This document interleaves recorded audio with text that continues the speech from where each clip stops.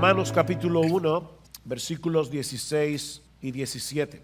Dice así la bendita palabra de Dios: porque no me avergüenzo del evangelio, pues es poder de Dios para la salvación de todo el que cree, del judío primeramente y también del griego.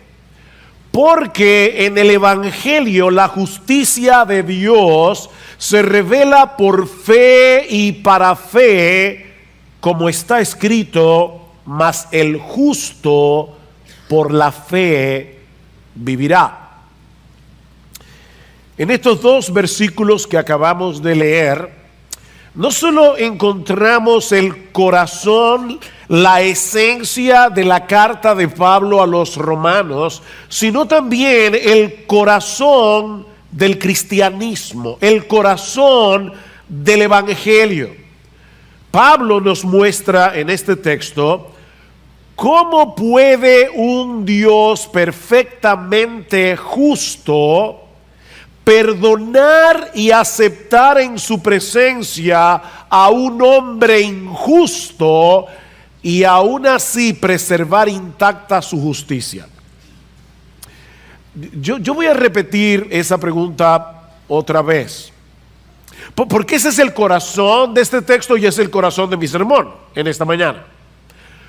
¿Cómo puede un Dios perfectamente justo aceptar, perdonar y aceptar en su presencia a un hombre injusto y aún así mantener intacta su propia justicia?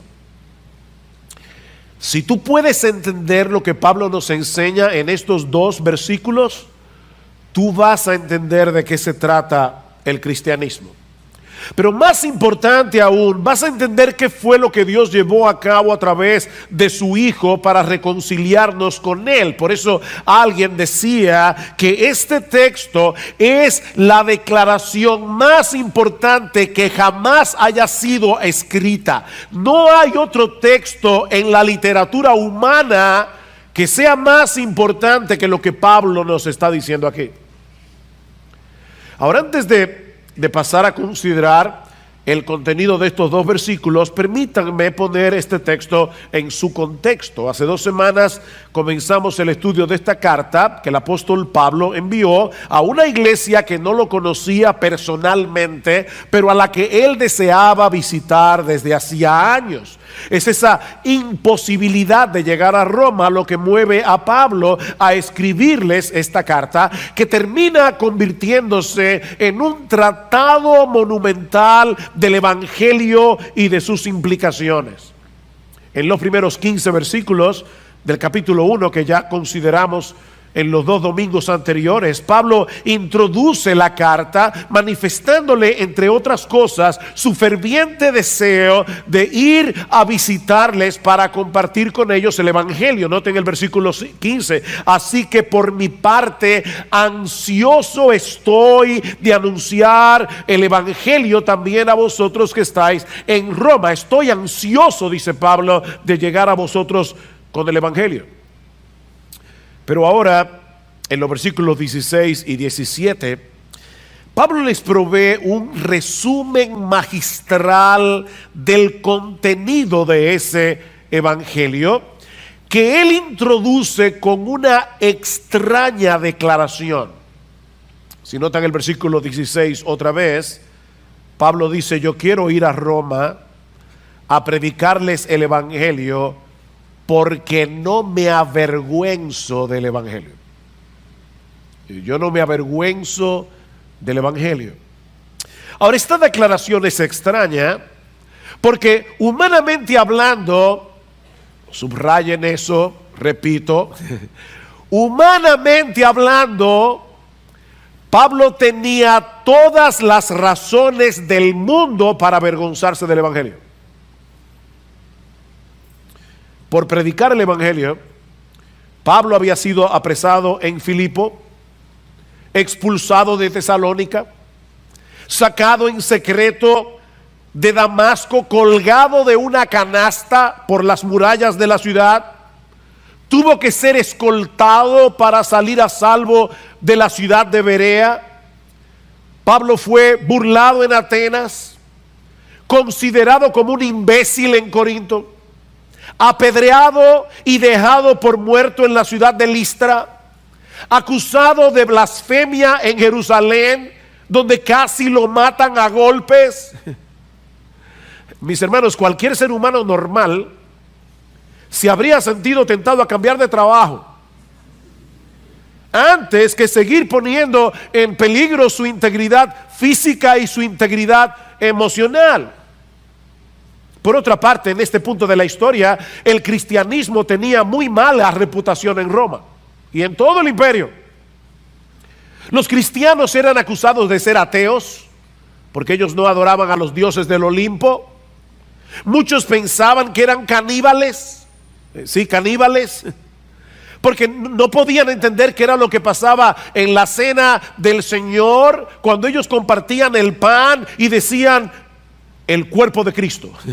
Ellos pensaban que los cristianos comían carne humana en sus cultos secretos de adoración. También eran considerados como un peligro para la estabilidad política del imperio, porque la estabilidad de Roma giraba en torno a la adoración del emperador como una persona divina. Los romanos solían ser muy abiertos en materia de religión. Ellos toleraban cualquier religión siempre y cuando los adeptos estuvieran dispuestos a postrarse delante del César y reconocerle como el Curios, como el Señor, es decir, como una persona divina. Pero los cristianos se rehusaban a reconocer otro Señor que no fuera Jesucristo. Y fue esa exclusividad del cristianismo lo que finalmente provocó la persecución del imperio romano. De hecho, es lo mismo que sucede en el día de hoy. El mundo es capaz de tolerar casi cualquier cosa, menos las verdades y valores absolutos de la fe cristiana. Nosotros vivimos en medio de una tolerancia peligrosamente intolerante. Ese es el mundo en el que nos ha tocado vivir. Y por si todo eso fuera poco, el mensaje del Evangelio no podía resultar más absurdo en el contexto de la cultura grecorromana. Los cristianos proclamaban, escuchen esto mis hermanos, y traten de olvidar por un momento que muchos de ustedes son cristianos, han oído esto desde siempre. Traten de olvidar eso por un momento. Los cristianos proclamaban que el Salvador del mundo era un carpintero judío nacido en una pequeña y desconocida aldea de Palestina que había sido condenado a morir en una cruz por un procurador romano. La muerte por crucifixión era el peor tipo de castigo que se aplicaba en aquellos días. Era tan cruel y tan vergonzosa que se reservaba para los peores criminales y estaba prohibido que un ciudadano romano muriera por crucifixión. De manera que la idea de que el destino eterno de los hombres dependiera de nuestra relación con un judío crucificado en esta cultura era el colmo de la estupidez. Es a eso que se refiere Pablo cuando dice en 1 Corintios capítulo 1, versículo 18, que la palabra de la cruz, y él se está refiriendo precisamente al mensaje del Evangelio que proclama salvación por medio de la muerte de un crucificado. La palabra de la cruz es locura, es tontería, es imbecilidad, dice Pablo, para los que se pierden. Era un escándalo para los judíos, una estupidez para los griegos. El Evangelio era un insulto a la inteligencia. Por eso no es difícil suponer que algunos cristianos en Roma, y yo sospecho que algunos aquí, estaban luchando con la tentación de no querer compartir con otros el Evangelio. Porque no querían ser burlados. Porque no querían ser tenidos por imbéciles. Yo no sé tú, pero yo creo que pocas cosas pueden resultar más difíciles de soportar que el rechazo y la vergüenza. Y sin embargo, ahora Pablo les dice, ¿saben qué?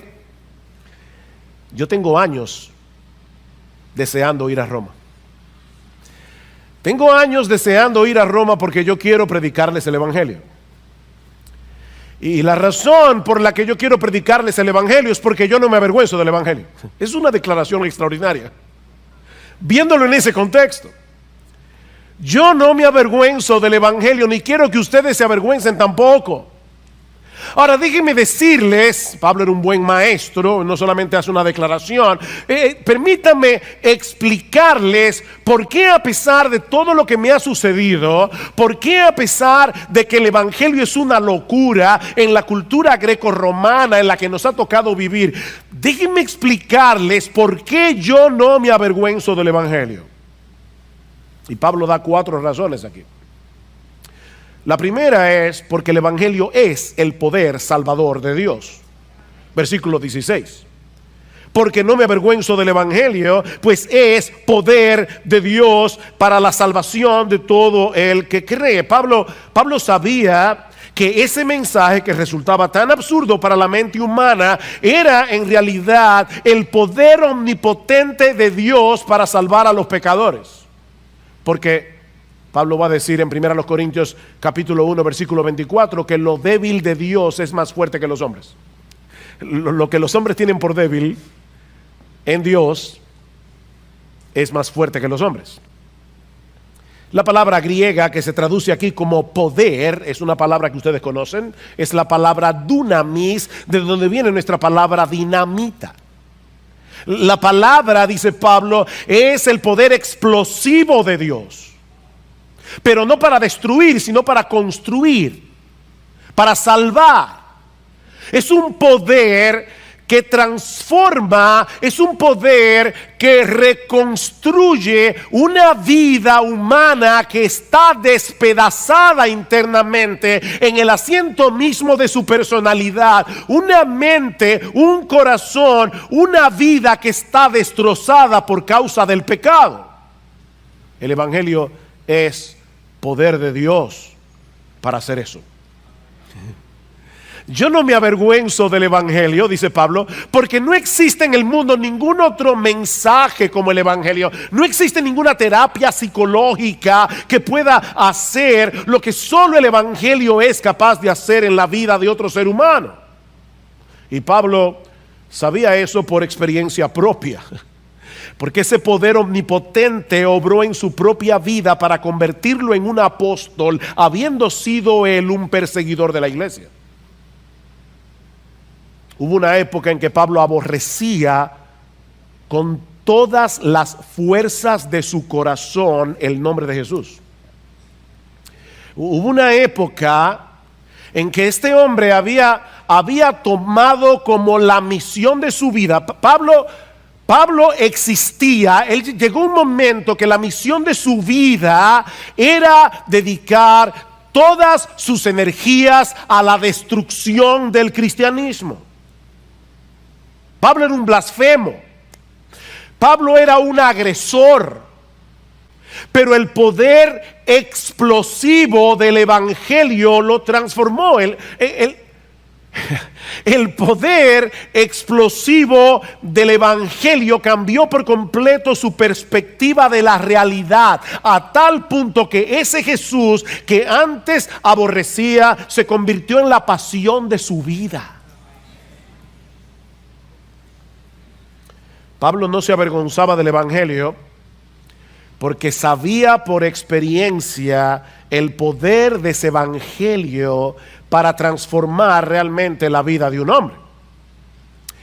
Ahora, yo quisiera en esta mañana que Dios me dé la capacidad de poder ir a través de cada palabra de este texto. Cada palabra.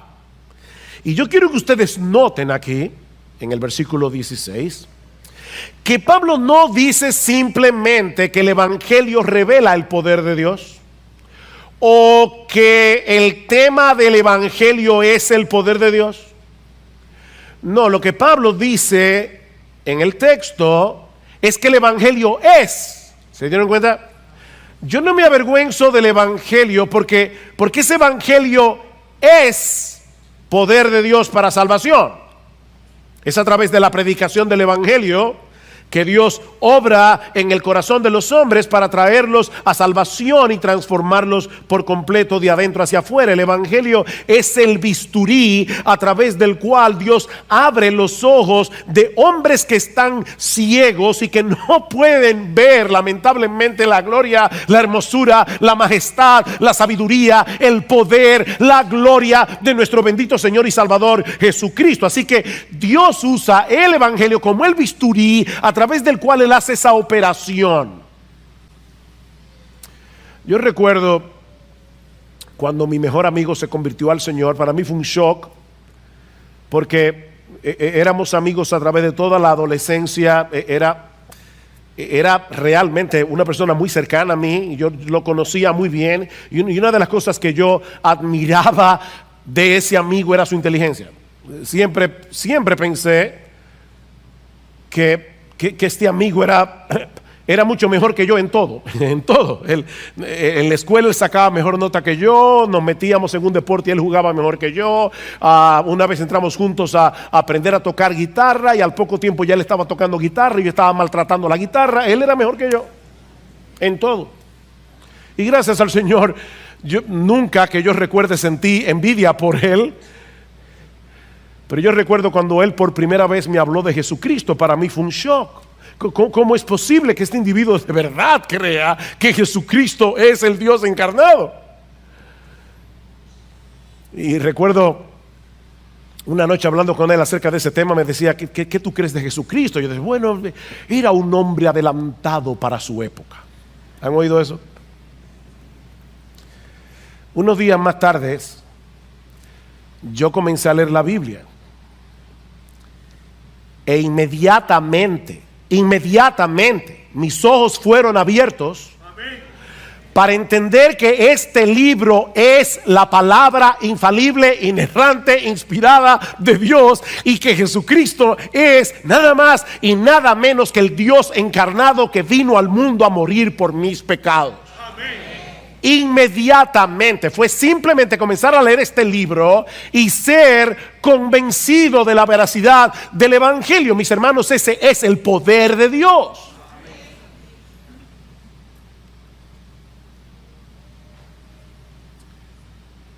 Es el bisturí que te opera de cataratas para que puedas entender que ese Jesús que fue crucificado en debilidad no era otro que el Hijo de Dios, la segunda persona de la Trinidad, que por amor a nosotros se hizo hombre y decidió ocupar nuestro lugar en esa cruz para saldar nuestra deuda con la justicia de Dios. Hace un momento citábamos 1 Corintios 1:18. Permítanme citarles el texto un poco más ampliamente. Dice, porque la palabra de la cruz es locura a los que se pierden, pero a los que se salvan, esto es, a nosotros, es poder de Dios. Pues ya que en la sabiduría de Dios el mundo no conoció a Dios mediante la sabiduría, agradó a Dios salvar a los creyentes por la locura, oigan eso, la locura de la predicación, lo que estamos haciendo hoy en la mañana aquí. Porque los judíos piden señales, no hay nada nuevo debajo del sol. Yo quiero ver algo espectacular, yo quiero ver milagros. Los judíos piden señales, los griegos buscan sabiduría. Dime algo más complejo filosóficamente hablando. Dime algo que rete mi cosmovisión filosófica para que yo pueda ver la profundidad intelectual del Evangelio. Y Pablo dice, sí, los judíos piden señales, los griegos buscan sabiduría, pero nosotros predicamos a Cristo crucificado. Para los judíos ciertamente tropezadero, para los gentiles locura, mas para los llamados, así judíos como griegos, Cristo, poder de Dios y sabiduría de Dios. En otras palabras, lo que Pablo está diciendo es Eso que el mundo considera una locura y una necedad y una estupidez, es el instrumento omnipotente que usa Dios para salvar a los perdidos.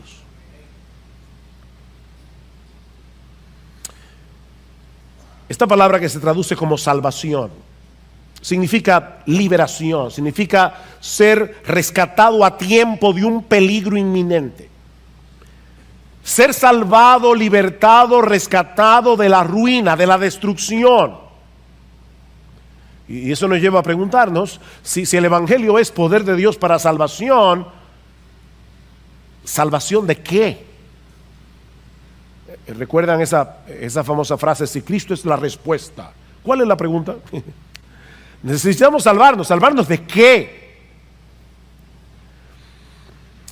Mis hermanos, esta pregunta es extremadamente importante porque muchos buscan el Evangelio por razones equivocadas.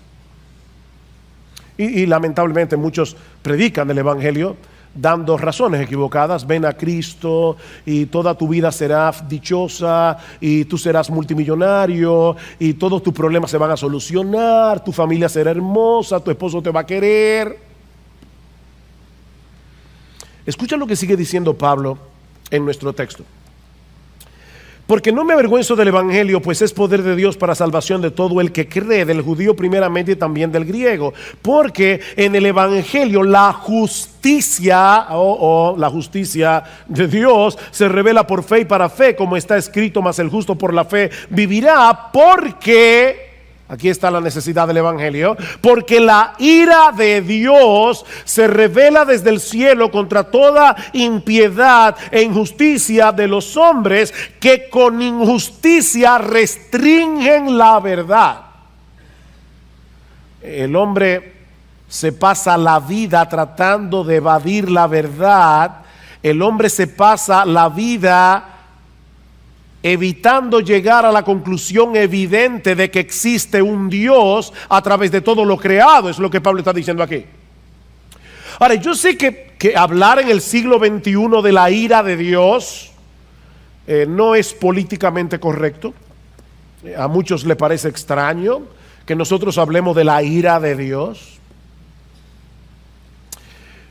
porque no pueden aceptar el hecho de que un Dios de amor al mismo tiempo experimente ira. Por eso es importante aclarar que la ira de la que Pablo está hablando aquí no es ese tipo de rabia ciega que lleva a las personas a actuar sin control. ¿Han visto eso? A cometer locuras. No, se trata más bien de la justa indignación de Dios por causa del pecado y su obligación a darle al pecado el castigo que el pecado merece, porque Él es un Dios perfectamente santo y perfectamente justo. Si eso te parece extraño, déjame hacerte una pregunta. ¿Acaso no percibes en lo más profundo de tu corazón? Y por favor, sé honesto. ¿Acaso no percibes en lo más profundo de tu corazón la necesidad de que las injusticias de este mundo sean juzgadas y castigadas debidamente? Incluso cuando no se cometen contra ti de manera directa. Piensa en la aparente impunidad de los casos que se están dirimiendo actualmente en la justicia dominicana. Y por ser cuidadoso no voy a mencionar la palabra Odebrecht. Pero piensa por un momento en la injusticia que se comete, en la impunidad que vemos a diario en la justicia dominicana. Y por favor, sé honesto, dime si eso no te indigna.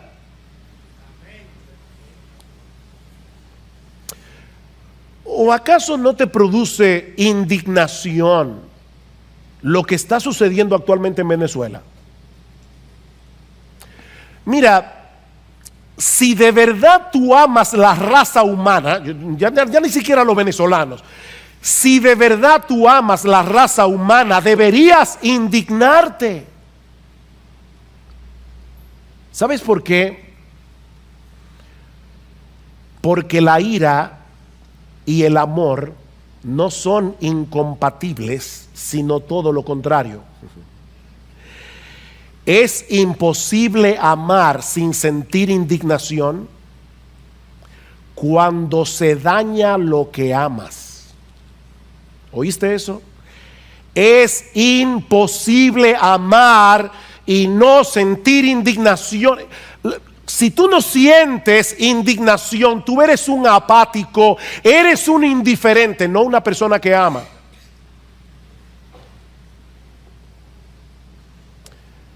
Multiplica esa indignación que tú sientes por el infinito y tendrás una idea muy débil de lo que significa para un Dios perfectamente santo y justo el pecado de sus criaturas. Él nos creó para su gloria. Él nos creó para que tuviéramos una deleitosa comunión con Él. Pero ¿saben lo que sucedió? Que a final de cuentas tú y yo nos convertimos en ladrones de gloria. Tú y yo queremos gloria para nosotros mismos. Tú y yo queremos fama. Tú y yo queremos llamar la atención, ser el centro de atención. Nosotros, criaturas creadas para glorificar al único que merece gloria, para glorificar al único que tiene gloria, nos convertimos en ladrones de gloria. Decidimos vivir para nosotros mismos y violar continuamente la ley moral de Dios. ¿Sabes cuál es tu problema y el mío? Que nosotros anhelamos que los otros reciban lo que justamente merecen por sus pecados,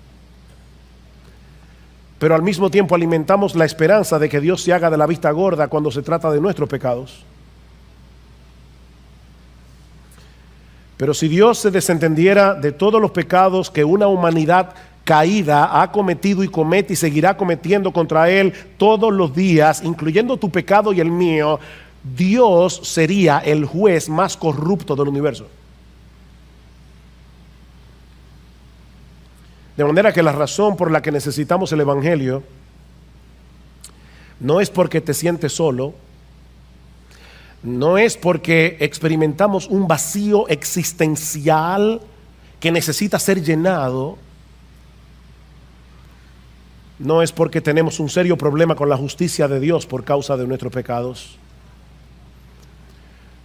Tú tienes un serio problema con la justicia de Dios por causa de tus pecados. Escucha lo que dice Pablo en Romanos capítulo 3, versículo 10. Esa es una radiografía de la raza humana. Pablo dice, como está escrito, no hay justo ni aún uno, no hay quien entienda, no hay quien busque a Dios. Todos se han desviado, a una se hicieron inútiles, no hay quien haga lo bueno, no hay ni siquiera uno. No hay uno. Constantemente violamos la ley moral de Dios, incluyendo los dos mandamientos más importantes. Comenzando por ahí: amarás al Señor tu Dios con todo tu corazón, con toda tu alma, con toda tu mente, con todas tus fuerzas. Amarás a tu prójimo como a ti mismo. ¿Sabes que no hay un ser humano que obedezca a ninguno de esos dos mandamientos ni por un segundo?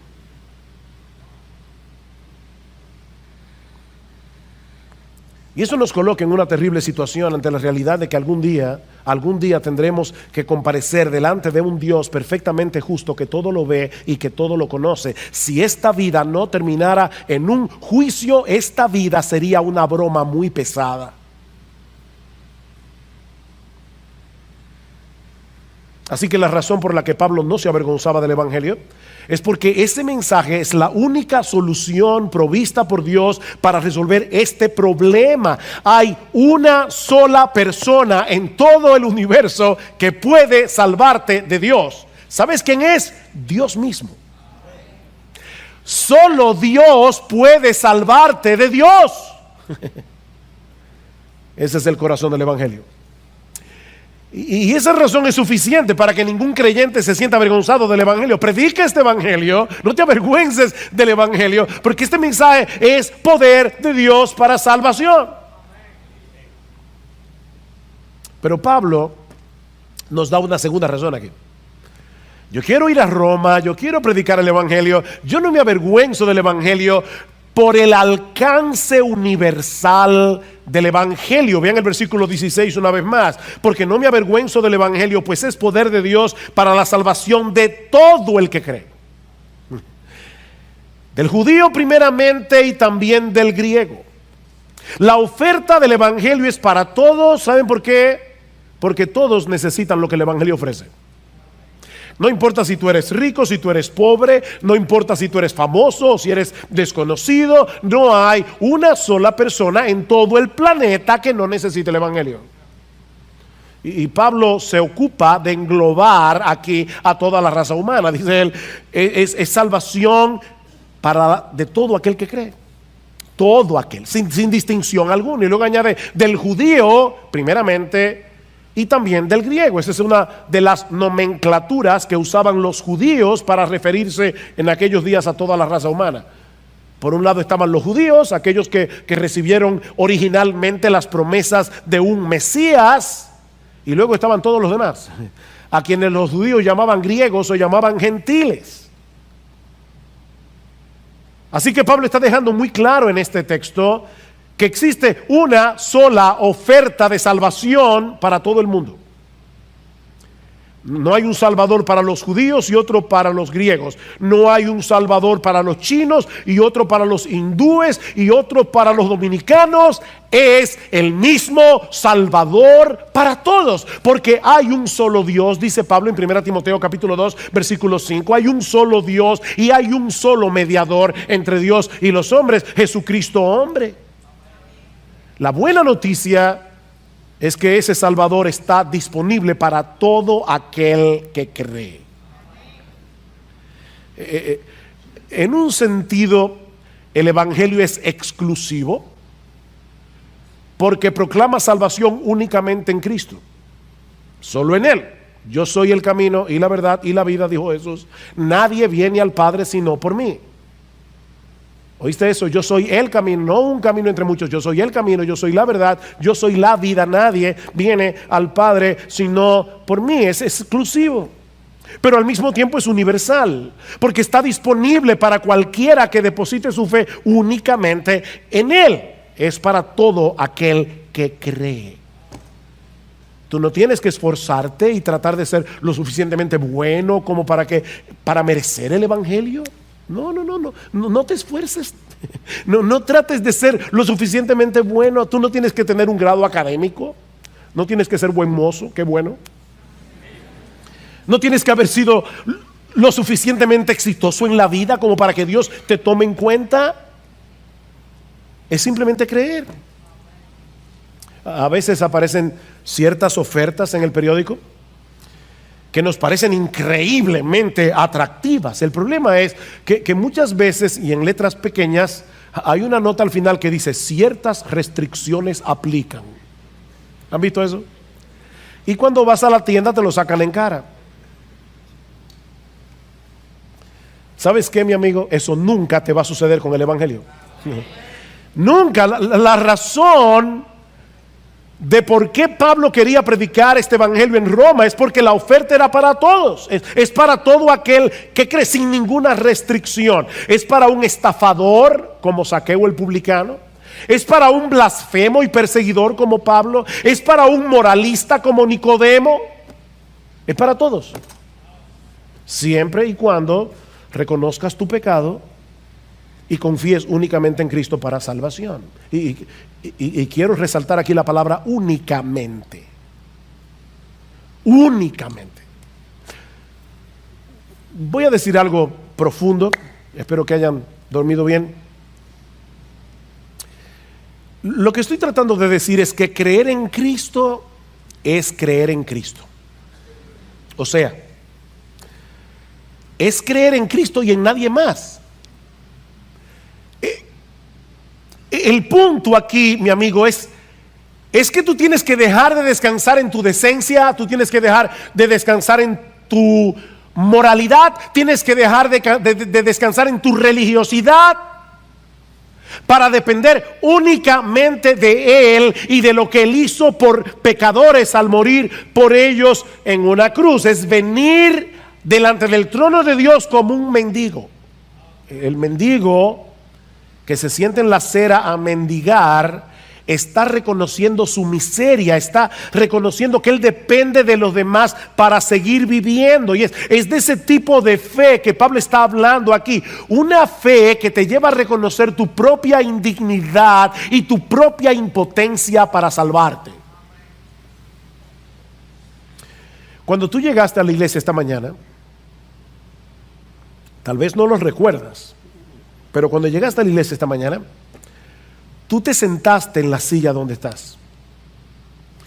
Y lo hiciste porque tú presuponías que la silla podía sostener tu peso.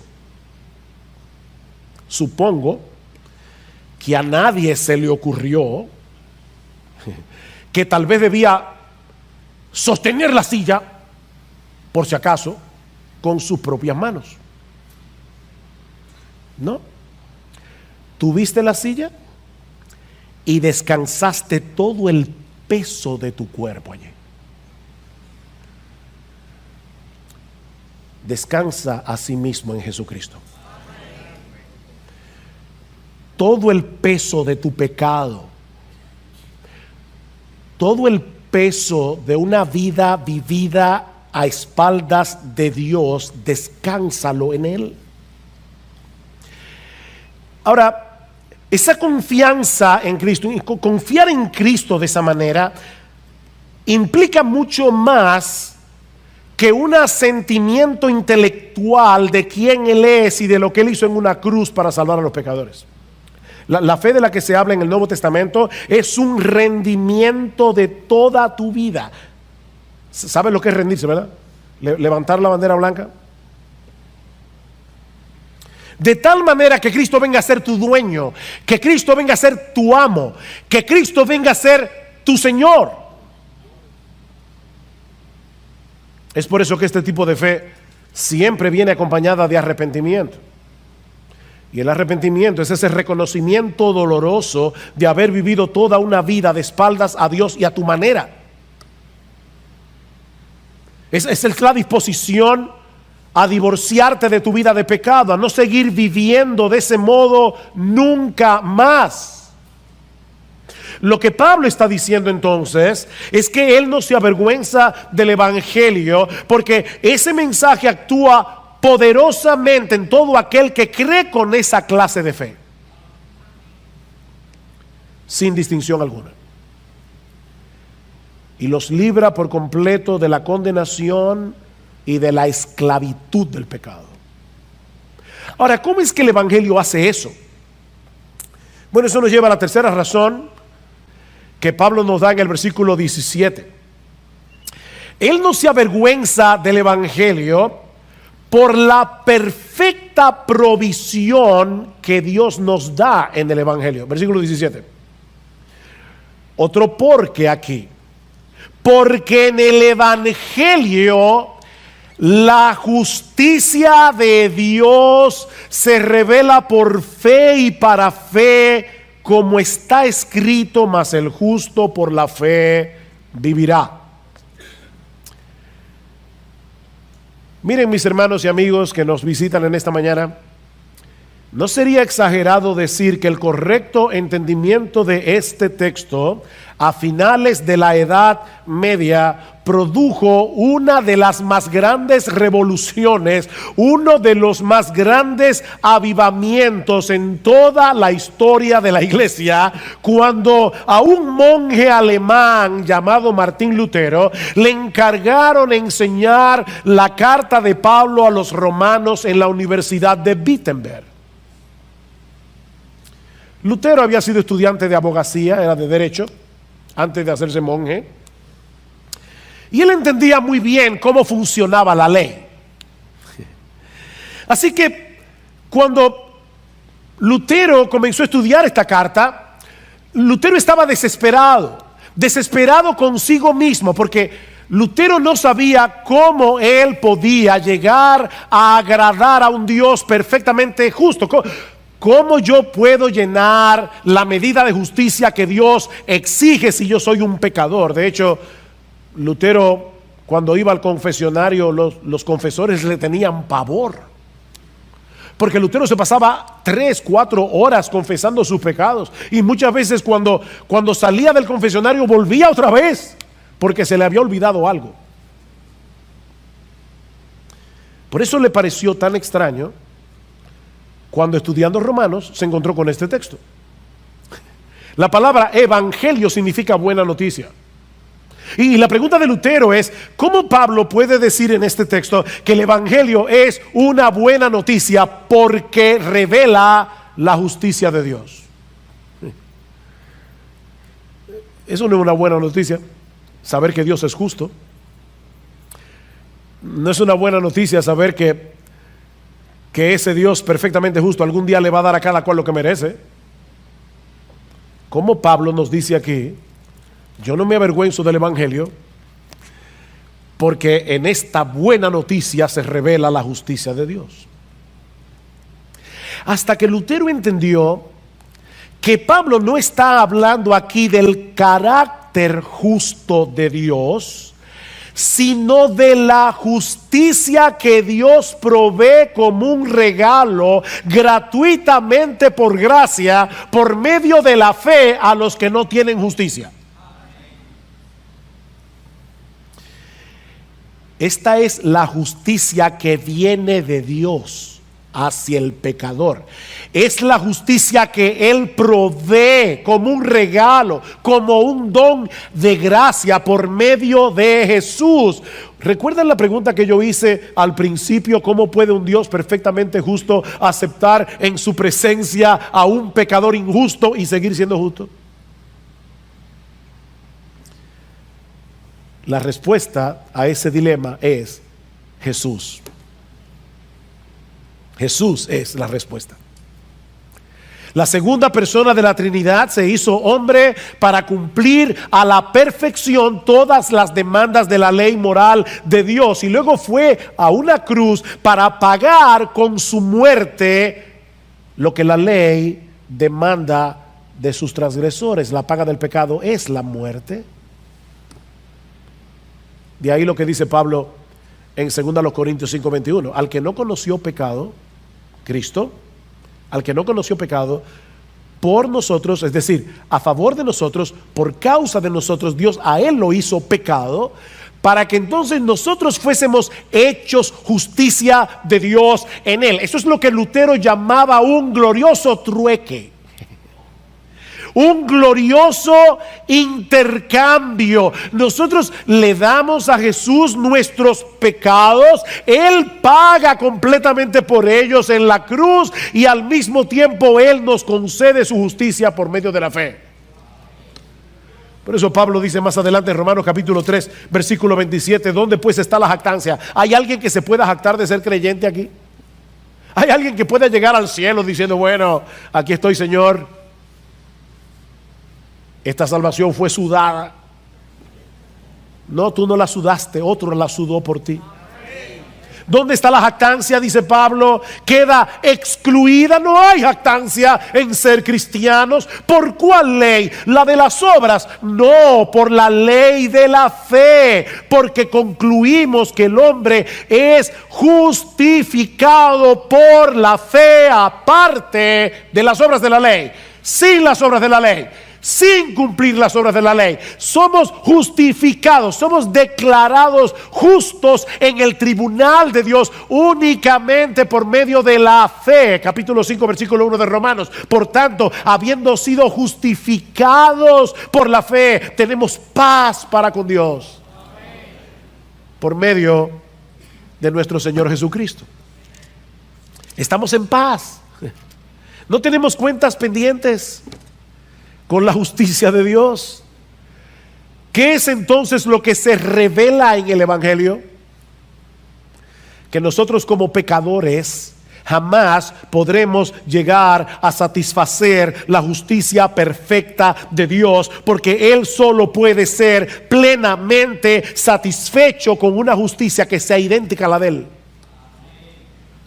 Dice el profeta en Isaías 64:6 que nuestras obras de justicia son como un trapo de inmundicia delante de Él. De manera que la única justicia que Dios acepta en su presencia es la justicia perfecta de su Hijo, la cual es puesta en nuestra cuenta por medio de la fe. Ese es el corazón del Evangelio. Que somos declarados justos en la presencia de Dios, aceptando por la fe que Él nos concede como un regalo por medio de la fe en Jesucristo. Es una justicia que nos es ajena, es una justicia que jamás podremos alcanzar por nosotros mismos. Pablo dice en Efesios 2:8, texto muy conocido: porque por gracia sois salvos por medio de la fe, y esto no de vosotros, pues es un regalo de Dios, no por obras, para que nadie se gloríe. Mi amigo, déjame decirte algo: tus buenas obras son como dinero de monopolio en el cielo. No tiene valor, es dinero de monopolio. Mi amigo, esa moneda de tus buenas obras no circula en el cielo. Dios tiene que darte la justicia que tú necesitas. De lo contrario, jamás podrás estar en su presencia, y esa justicia solo se encuentra en su Hijo. Míralo de esta manera: tu libreta bancaria en el banco de Dios está en rojo. Estás en bancarrota. Tú tienes una deuda que no vas a poder pagar ni en 1000 eternidades.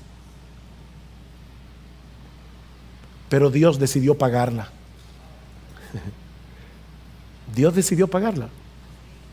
Dios te ofrece en el Evangelio poner en tu cuenta las inmensurables riquezas de Cristo, el Dios encarnado, únicamente por medio de la fe.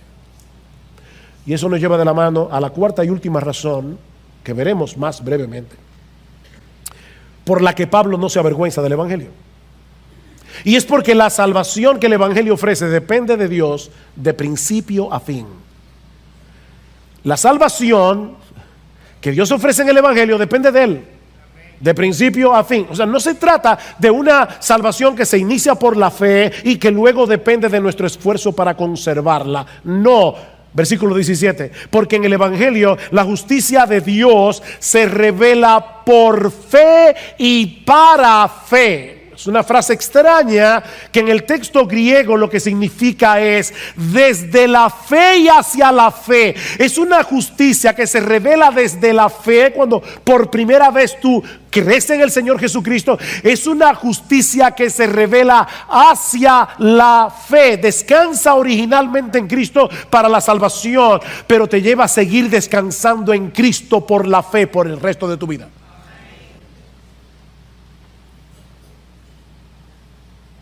Continuamente vas a tener que estar aplicándote la justicia de Cristo por la fe.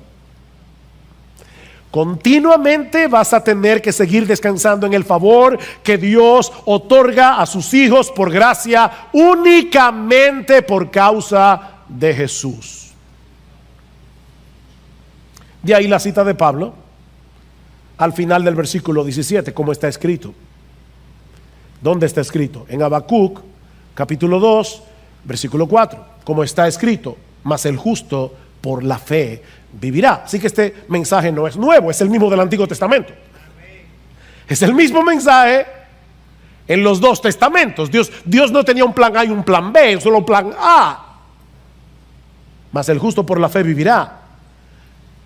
Dios le está recordando aquí al profeta Habacuc que en medio de las circunstancias difíciles de la vida debemos confiar en Él, aunque no seamos capaces de entender lo que Él está haciendo. Así que la vida cristiana comienza con un acto de fe cuando descansamos únicamente en Cristo para salvación. Continúa descansando en Él por la fe en medio de los retos y de las dificultades que seguramente vamos a enfrentar en nuestra vida cristiana, incluyendo el hecho de tener que lidiar con nuestras propias debilidades y pecados. Es de fe hacia la fe.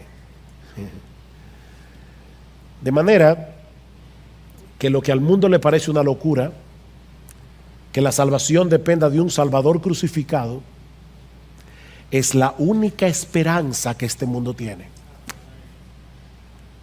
No hay salvación para nadie fuera del Dios encarnado, que voluntariamente decidió asumir nuestra culpa en la cruz del Calvario, y Dios usa ese mensaje con poder para cambiar corazones de piedra en corazones de carne. La fe viene por el oír, y el oír por la palabra de Dios. Dios usa este mensaje para que los pecadores vengan a Él y se reconcilien con Él por medio de la fe.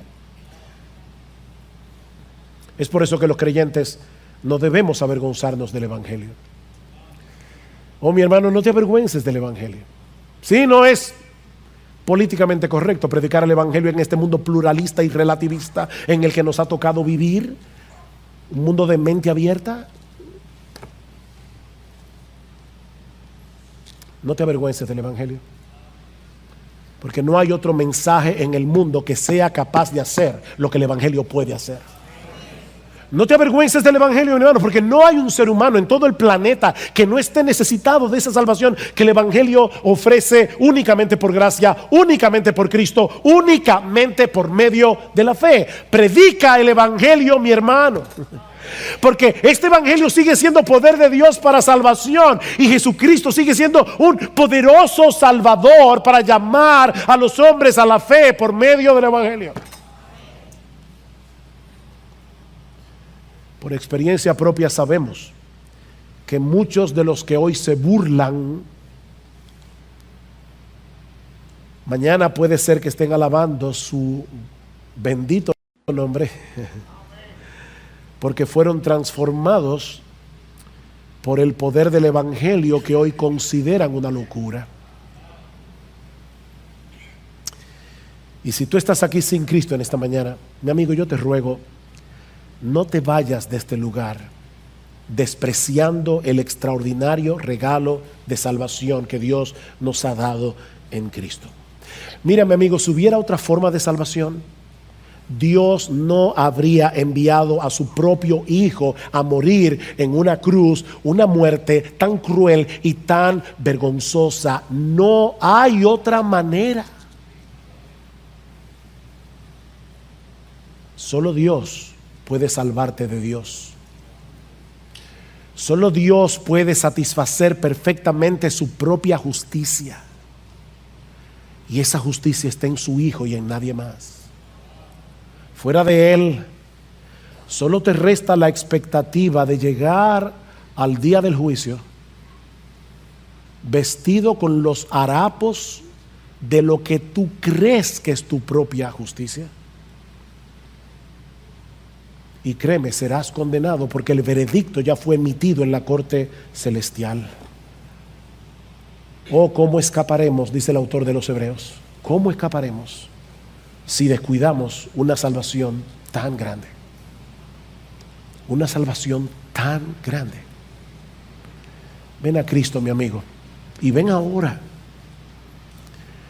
porque las puertas de la salvación siguen abiertas de par en par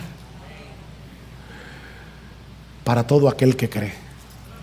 Oh, que Dios te abra los ojos y puedas ver en esta mañana las glorias, la hermosura, la belleza, la majestad de nuestro bendito, precioso, glorioso, majestuoso Señor y Salvador Jesucristo.